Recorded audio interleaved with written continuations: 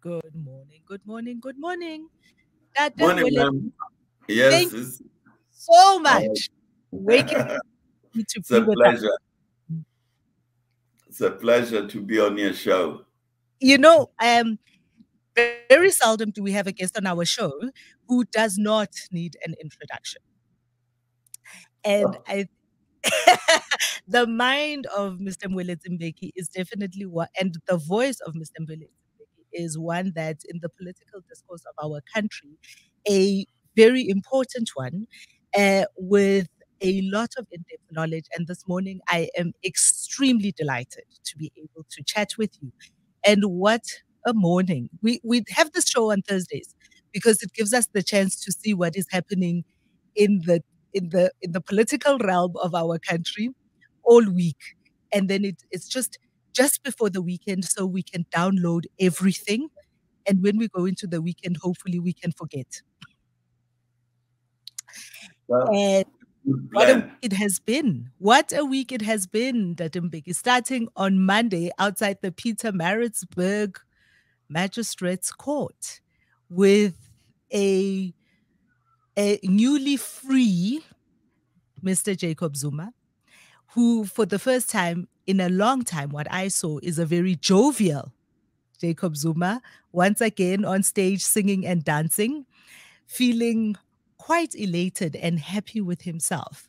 Just coming out of the magistrate's court with a private prosecution case that he's got against Karen Moore, the journalist, and Mr. Billy Downer, the advocate.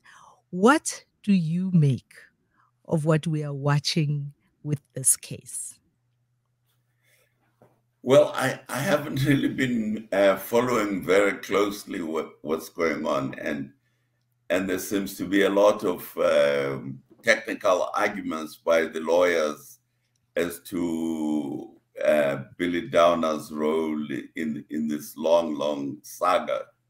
Um, I'm afraid I'm not the expert to explain to you the technicalities of the legal arguments that are being made. I think it's interesting, of course, that somebody who is accused is accusing the accuser, because Billy Downer is the accuser as the prosecutor in the arms deal case against former President Zuma. So it's a lot of drama. If I were Shakespeare, I would be preparing to write a play about it. It's a funny story. I'm happy not to talk about the intricacies of the case itself, but more importantly about the meaning of what is unfolding and what what implications it has for not just the case, but for the party, the ANC, having this long and protracted battle playing out in the public sphere and leading up into the December elective conference. What does this mean, in your opinion, for South Africa and for the ANC watching this unfold? Well, this is one part of the unfolding saga of the arms deal that was the arms procurement that the ANC government started in the late 1990s, early 2000.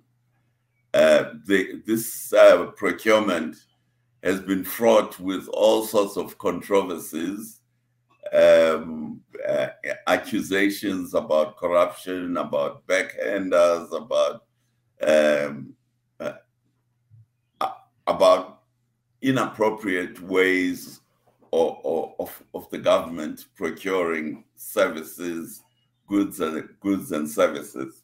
So this has been an ongoing story for many years. We had accusations by Patricia de Lille, who interestingly is now part of the same ANC government that she was accusing. You had another man who is now living in England. I'm trying to remember his name now, who even wrote a book about this arms deal.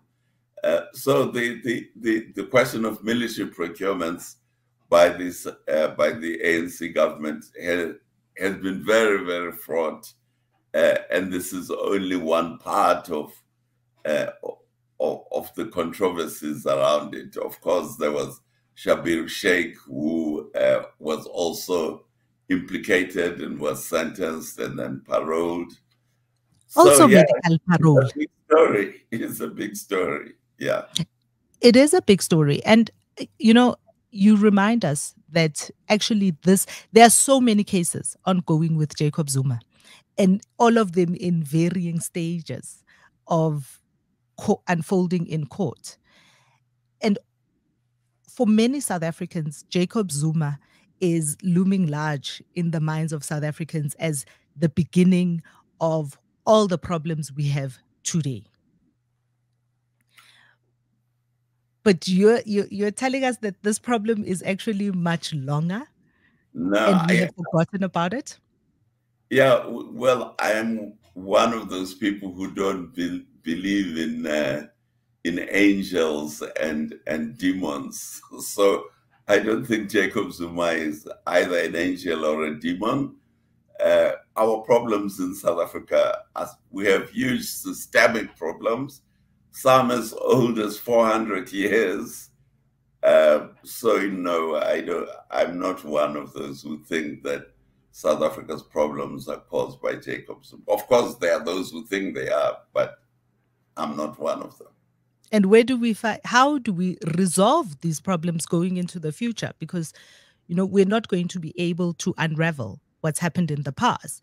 In your view, how going into the future can we change the outcomes of what our future looks like? Well, first we have to come up with a list of priorities of uh, what are the problems that we are trying to solve, and what is the list of priorities in which we're going to solve those problems. Every country has a myriad of problems, but you have to decide which is the most important problem that you're going to start with, which is the second, which is the third, and then you put your resources and all your strength to solving those three problems. So to me, that's one of the challenges we face within South Africa is we think we have all the problems under the sun and we are going to solve them all in one day.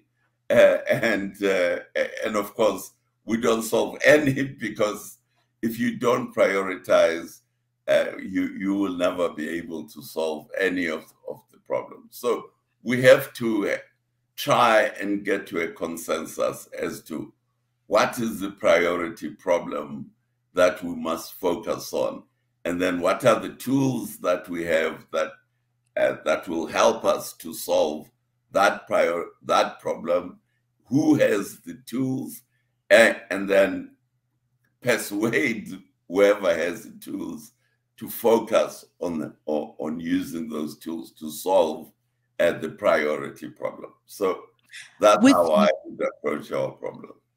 with your experience and your views, and having had the time to kind of decipher if you were to say the top 3 problems that South Africa and South Africans should be spending all of their best brain power and resource in trying to solve, what would those be?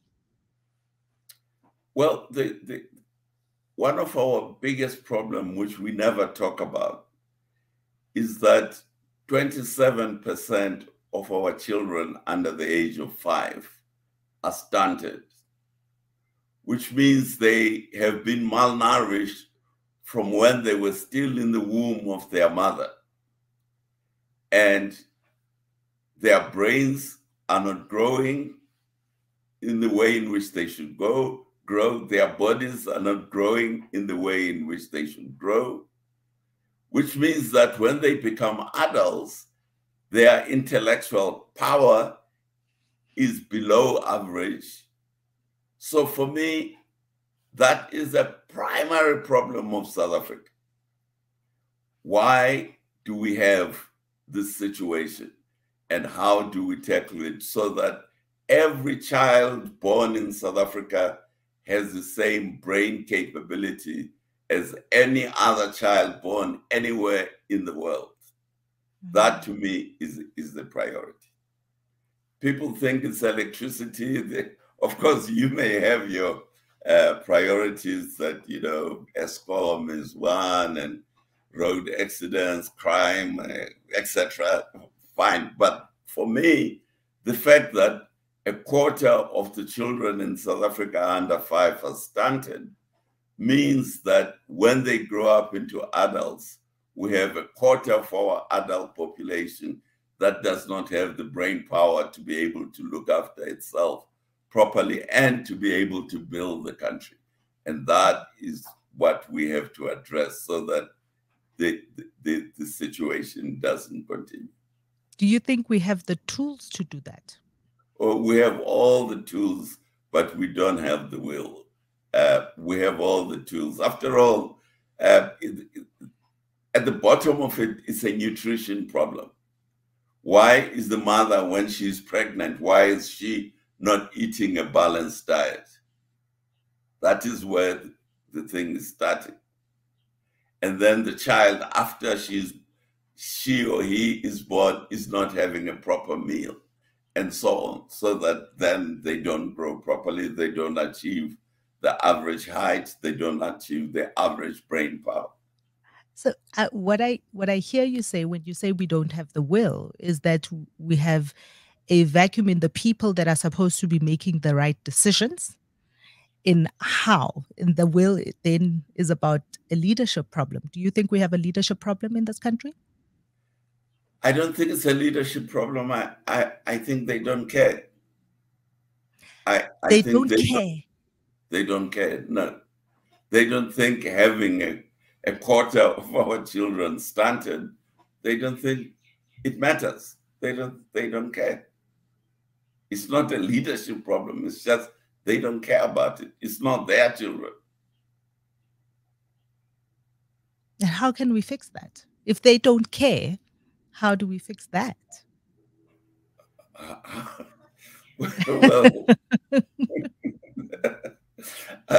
there are many ways of first, who is it who has to care about our children, a quarter of our children being stunted? It's somebody who thinks the country has to have a future, who thinks the population of South Africa has to have a future. If you don't care about the future of the people of South Africa, then obviously you don't care about it. Because if they don't have a future, because they don't have the same brain development that the Americans have, or the Chinese, or the Zimbabweans, then you don't care. And so the question is, who should care? Who do we as a society think should care? So I think, definitely when you bring that issue of stunted children, it's definitely not something I have thought about when I think of all of the things that are problems in South Africa. And it's definitely an interesting perspective on where our problems stem. And I wonder then if the leadership, or who should care, the answer to the who should care and see about the future of South Africa, if this is not rooted in a past that we have not really addressed and redressed. Do you think that one of the things that have brought us to this place where people don't care, where the individuals who should be making the decisions about caring don't make those decisions, do you think they were affected by stunting in their childhood? Are we here because decisions were made by a previous government and the adults we have today are also stunted? Wow. Well, I wouldn't say so. What I would say is that if we look at South Africa over the last, let's start with the discovery of the diamonds in 1867. The people who have ruled South Africa, what they have cared about is getting the minerals out of the ground at whatever cost to the lives of the people who dig these minerals out of the ground. That's what has been happening in South Africa. Now, 1867 is a long time ago. It's a century and a half. So when the people who control the country, their priority is to get the minerals out of the ground, they don't care about the children of the workers who are getting the minerals out of the ground. Where are their children? They never ask themselves. When Cecil Rhodes was digging diamonds in Kimberley and making the big hole in Kimberley, do you think he ever asked himself, where are the wives and the children of these workers who are digging, of these people who are digging the diamonds? Where are the people, where are the wives, and where are the children of the people who are digging the gold in Springs, in Randfontein? You know, we talk about, for example, the Zama-Zamas. Has anybody asked themselves, who are these people? Why are they doing what they are doing? Where are their families? Nobody. You know, all we are saying is bring out the army, kill them, shoot them, kill them. You know, I love that about Cecil John Rhodes, because I would never have presumed to think that Cecil John Rhodes would ask himself that about people who are not like him.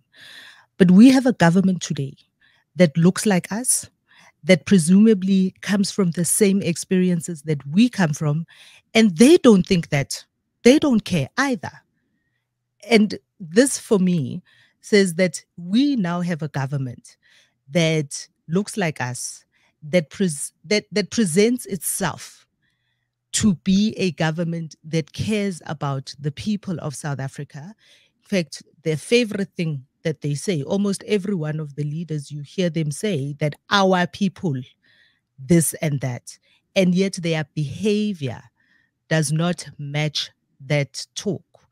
Is it perhaps time for us to change this government? What do you think about that? Well, it's very clear to me that this government does not care. They collect the statistics, by the way. I didn't. The statistics of the stunted children doesn't come from me. It comes from the South African government. So they know that that's what is happening in the country. But they don't care about it. Or if they choose not to do anything about it, because it continues. And then you can move on and look at this. One day I was driving in the Drakensberg somewhere, and it was early in the morning, and there were the children of the farm workers who were walking for miles or kilometers out in the Drakensberg in the cold, going to some farm school. Where are the school buses? It shows we have a government that doesn't care about these children. Maybe half of those children are themselves stunted, but nobody cares. They don't care. So now, what do we do about, okay, you're suggesting we vote them out? Well, maybe that's what we should do. But then we have to have somebody who will care, because it's no use replacing. Remember, we had a government before 94 that didn't care, and we have the government for 30 years that also doesn't care. So now, what kind of a government do we need that will care? I think we can't keep voting for somebody who says, oh, I'll solve your problems, and then 30 years later, problem is not solved. And then we think, oh, the problem has become worse. the problem has become worse. Then we say, oh, let's look for another Messiah who's going to save us. Mm.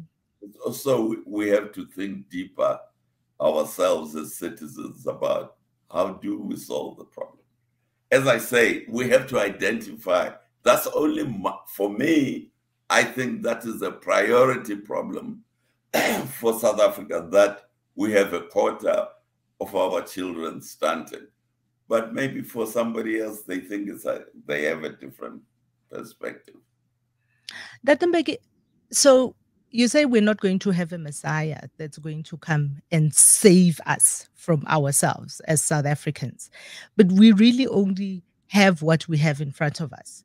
And the conversation that's been happening over the past couple of weeks for a lot of the opposition parties has been that maybe they need to band together to create an opportunity to throw out a government that hasn't cared for us for the past 30 years. Do you believe that the answer lies in coalitions? Well, it's the only answer we have, because we have one giant party in South Africa, which is the ANC, which has the last election, the last national election, the ANC had 57% of the vote. And then we have a myriad of parties. I don't know, I think there's 13 of them in parliament who between themselves have the balance, have the 43% of the vote. So if they have a better solution for South Africa's problems than the ANC has, then let them get together, because individually they can't defeat the ANC. It's very clear they don't have the numbers. So, and we are a democracy, and I'm afraid democracy operates with numbers. So then they have to get together and form a coalition, and then come tell the voter what is their solution to the problem of stunting of our children in this country. So, one of the things that South Africa is very good at is looking at our past and kind of reading today based on the pain of the past.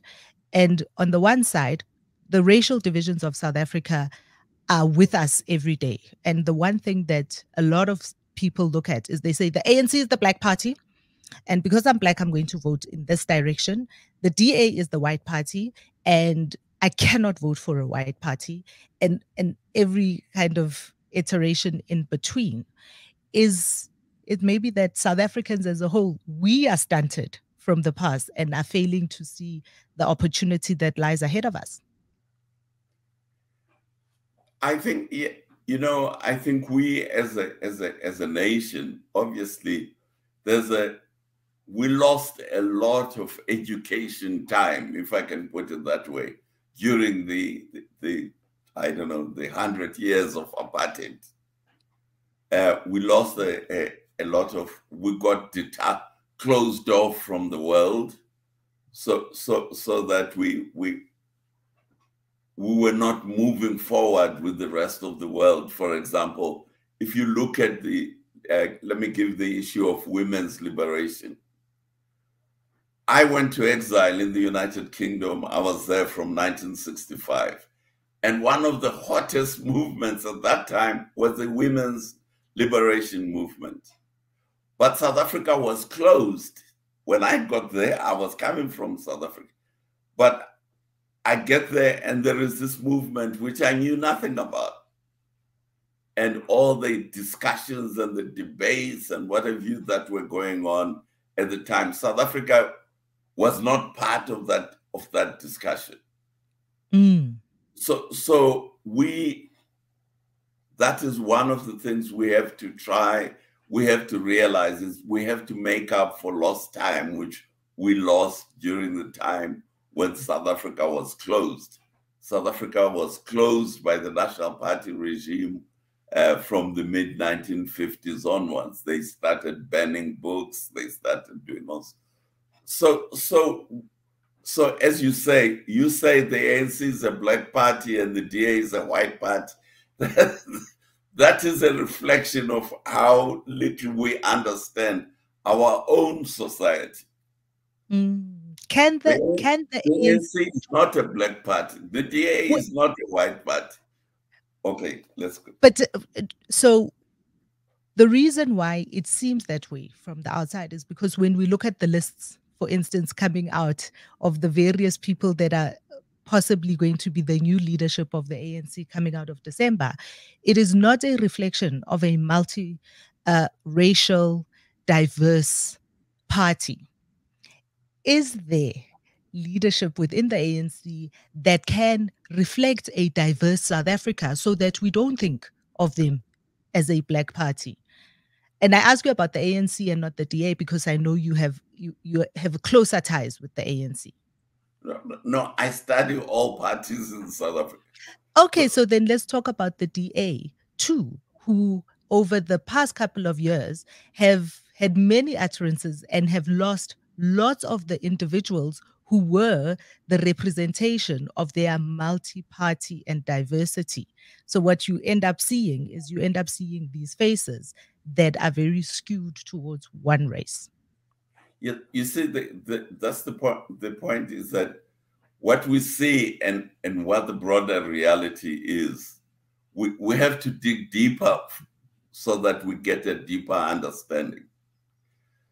If we, and I agree with you, many people think, many Africans, let me put it that way, think the DA is a white party.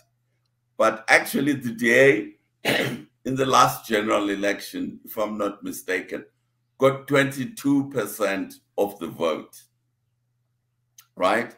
Now, if the DA were a white party, the white population of South Africa is only 8% of the population of South Africa.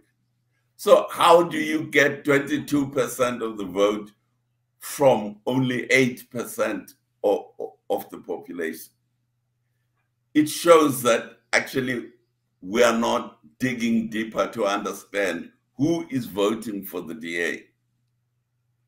And just a closer look will tell you that the biggest single vote of the DA is the colored voters. It's not the whites, it's the colors. So then you have to ask yourself, why are the colors voting for the DA?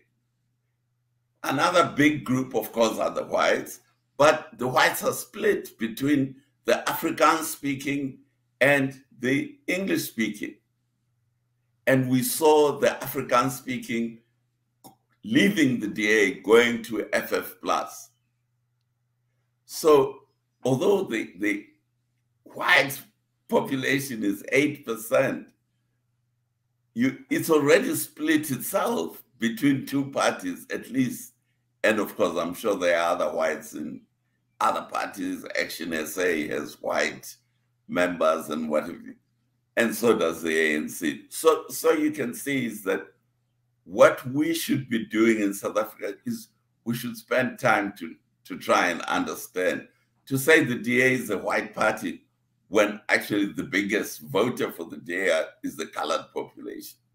It means we are not understanding our country and we are not understanding our problem. Do you think there is still space within the ruling party for a person like a Joe Slovo? Well, you see, what the ANC did, I think it was 2003, it passed a law called Black Economic Empowerment Act. Now, before 2003, the ANC was actually a multiracial party, as you were saying, that your Joe Slovos were there and your Yusuf Dadus and whatever. But somebody sold the ANC the message, or it sold itself the message that, oh, now that we are in power, we must be a black party. But when they were fighting against apartheid, the ANC was an alliance of everybody in South Africa. Ruth First was killed by the regime. She was white. She was a member of the ANC, and she had been fighting with the ANC for all these years. Suddenly, the ANC has a program of Black economic empowerment. I was shocked because I grew up in an ANC that was a multiracial ANC. And at my home in the Eastern Cape, one of the first photographs I remember on the wall was of Mahatma Gandhi, who was Indian, who was a freedom fighter in South Africa before he became a freedom fighter in India.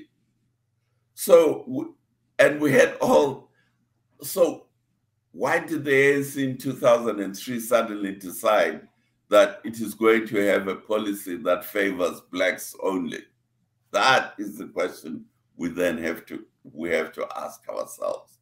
But of course, if the ANC is going to favor blacks only, and I am white or colored or Indian, then you are telling me it's not a party for me. But the stunted children that I'm talking about, the great majority of them are African black children. So the ANC is not favoring. It's wrong to think it favors black people. It is favoring the black middle class because they are the ones who are benefiting from BEE. So again, as I was pointing out with the DA, one has to dig deeper to start to understand that what exactly is going on here. And we South Africans, we lose patience.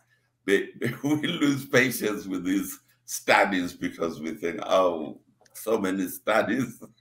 What do you mean by that? That we lose patience with them?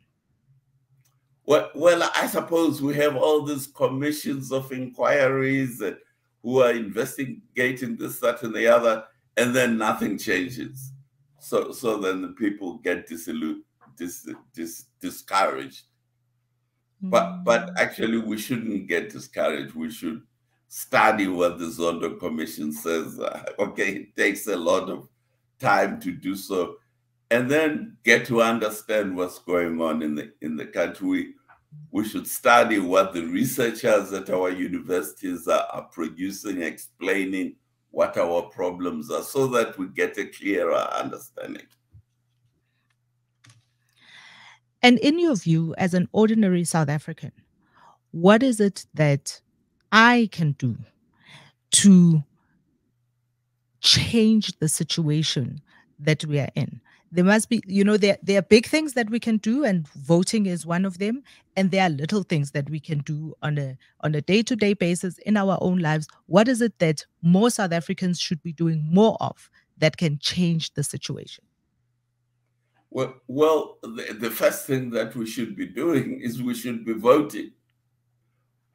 What we are seeing today in South Africa is that the majority of South Africans over the age of 18 are not voting. So that is one of the things that we should be doing is we should be voting. Secondly, we should be participating in the politics of the country, whether through the media or through whatever channel is open to us. We need to participate. Instead of saying, I don't want to hear anything about politics, I'm sick and tired of politicians, but the politicians shape the future of the country. So there are lots of things. If you are a student, well, I mean, one of the most important groups in any society, but especially in South African society, are the students, especially the high school students. What is it that changed South Africa's direction in the 1970s? There were two groups that changed South Africa's direction. One were the strikes by the workers in the textile and so on industries in Durban in the 70s. And the other one was the uprising by the students rejecting Afrikaans, by the high school students. Okay, they got joined by university students, but the high school students were the ones. So you can see that our young population, especially the high school students, we have to encourage them to have, for example, societies, economic society, political societies, whatever societies, uh, but they have to participate in shaping the future of the country. Mm. You know, I mean, you talk about how South Africans get frustrated and how easily we get distracted. I think a lot of it is also pain for South Africans because it is a painful experience to have waited this long to be included. It is a painful experience to have waited this long to have a government that looks like you and then find that they don't care. And I'd like to know you many sacrifices were made to get us here, and you and your family in no small part. You especially did not get to see your father for many, many years. I think 30 years or so that you did not get to see your father. That is the sacrifice that was made by your family. How do you feel when you see where we are as a country after all that sacrifice? Well, I think we should sacrifice some more to get to where we want to go to. You said the world, the first thing we have to realize is that South Africa is our country. 1,000 years from now, it will still be our country. So we have to stop thinking that South Africa is somebody else's country. It's our country, us, the South African citizens. So if we're unhappy about how things are going, we have to change them ourselves. So yes, I'm shocked by the way first the ANC accepted the policy of Black economic empowerment, because that's not what we were fighting for. We were fighting for equality amongst all races in South Africa. So then I suddenly see they are passing a law. I'm not in parliament. They were passing a law called Black Economic Empowerment Act. Now, the ANC has never, that's why we had a fight within the ANC with the Africanists who broke away to form the PAC. Is because the PAC wanted a purely African party, but the rest of us who were in the ANC said, no, South Africa belongs to all who live in it. And so the ANC has to also have the same. So, but I'm not discouraged. We have to keep fighting, until we get the South Africa that we want. The ANC is not the end of history. It's, in a way, we mistake ourselves and we think that the ANC is the be all and the end all. Well, it isn't. Tomorrow there will be another party or other parties. There are already other parties, and there are new parties being formed. I saw the other day Musi Maimane. He thought he was going to stand as an individual. Now he's forming a party. So we have a long road to travel until we get South Africa to where we want it to be, we, the citizens of South Africa. So we shouldn't get despondent. We have to keep going. So there is a long road ahead of us, and we have to be able to see ourselves in a future without an ANC going forward, because they have shown us they don't care. Absolutely. I lived in Zambia. I worked for the Common Market for Eastern and Southern Africa for a year in the mid-'80s. Their head office is in Zambia. At the time, the ruling party in Zambia was called the United National Independence Party, UNIP, which had been in power since independence in 1964. UNIP today is nowhere. It's gone. That was President Kaunda's party. Mm. But when I lived in Zambia, everything was UNIP.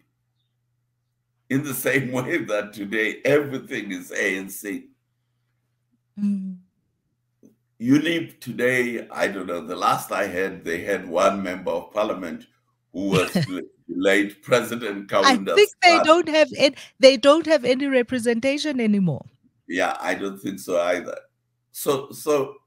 But this was the Liberation Party for Zambia. When I first went to Zambia, in 1965. In fact, I couldn't buy a bus ticket. This was one of the interesting stories about our lives in exile. So I had to take a bus from a town called Broken Hill to Dar es Salaam. So the bus, we had to get into the bus at 2 in the morning, and so I went to buy a bus ticket, and there were these two youth league members of UNIP who told me I have to show them my party membership. So of UNIP. So I said, look, I'm a South African. I'm not a Zambian. So they told me, is this a South African bus? So I said, no, it's a Zambian bus. So they said, to get into the Zambian bus, you have to join the party. So before I could buy the ticket, I had to join UNIP. So I became a member of UNIP. So my party UNIP is now disappeared. And your other party is going the same way. Yes, I had to join another party, by the way, when I got to the Tanzania side of the border. You had to change buses. Right? So when I got to Tanzania, there were another bunch of youth leagues, this time for Nyerere's party. Wow. And they reminded me that to get my bus ticket, I had to first join the party. So I joined that party. It's still there, but the second party, Tanzania. But I'm not sure quite how democratic Tanzania is. But anyway, Zambia, my party in Zambia is gone, all gone. Well, that is a fascinating story of traveling across the continent, which raises in my mind, as we watch more and more South African politicians fall into this anti-African spiel that is taking up root in this country. What do you make of that? And how do you feel when you hear ANC leaders in senior positions have this huge anti-African stance and the blaming of other nationals on the problems that they have created? I'm shocked. Really, I find it shocking, and I disagree with them. If we take the challenge of Zimbabwe, we have Mugabe destroyed the economy of Zimbabwe. ZANU-PF and Mugabe, they destroyed the economy of Zimbabwe once the people of Zimbabwe started supporting the opposition party, which was the Movement for Democratic Change. So they brought out the army, they disenfranchised farm workers in particular by occupying the farms and evicting the farm workers, because the farm workers in Zimbabwe were voting for the opposition party because many of them were members of the trade union which had set up the opposition party. We, the South African government, instead of criticizing ZANU for doing this, we gave all sorts of excuses for them. The consequence is that the poor people in Zimbabwe who were being victimized by ZANU had to run to the neighboring countries, especially to Botswana and South Africa. Now, the South African government is deporting them back to Zimbabwe, but the Zimbabwe economy has collapsed. So now, what is this all about?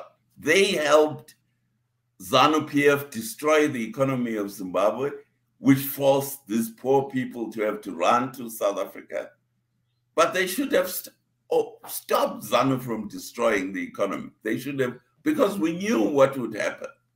They should have said, no, you can't destroy your country's economy because then you're creating a problem for our economy. Instead, they turned a blind eye to and said, "Oh, form a government of national unity, do this, that, and the other." You know the story of what was called quiet Quiet diplomacy. diplomacy. Yes, quiet diplomacy. Now, Minister Motsoaledi is going to deport all these people to Zimbabwe. But what are they going to do when they get to Zimbabwe? The economy of Zimbabwe has been destroyed. So but because of operation of this crazy, what this young guy, Operation Dudula, oh, Motsoaledi thinks, oh, he will take my vote, so I must deport somebody. So I must deport these Zimbabweans. So that Operation Dudula, doesn't form its own party against the ANC or take our vote and give it to Action SA. Action SA, its leader is very hot against the African so-called illegal immigrants, so etc. So now the ANC, we were in exile with the ANC and the PAC in these other African countries. There were rules about it. We followed rules. There were refugee conventions. There are all sorts of rules. But we don't implement those rules in South Africa. Why don't you? Then you ask them, they won't tell you why they don't implement. You see? So that's why, we're having a government that doesn't care about the welfare of the people of South Africa. And that's what's at the bottom of the problem. It doesn't care. The fact that we have stunted children and they are the ones who have the first information because they collect the information, but they still don't care. And what does the other side look like in your view when you look at all the experiences that you've had, not just on the African continent, but also in Europe? What do we need in place in South Africa for us to be able to move forward effectively to the country that we were all hoping we would have 30 years in? What does that take? What are the things that we need to be cognizant of, and what are the questions we need to be asking as we put our vote next to a political party? Well, one of the questions we have to ask ourselves is our political party the right tool to achieve the South Africa that we want? Now, for nearly 100 years, South Africans, or at least Black South Africans, thought the ANC was the right tool.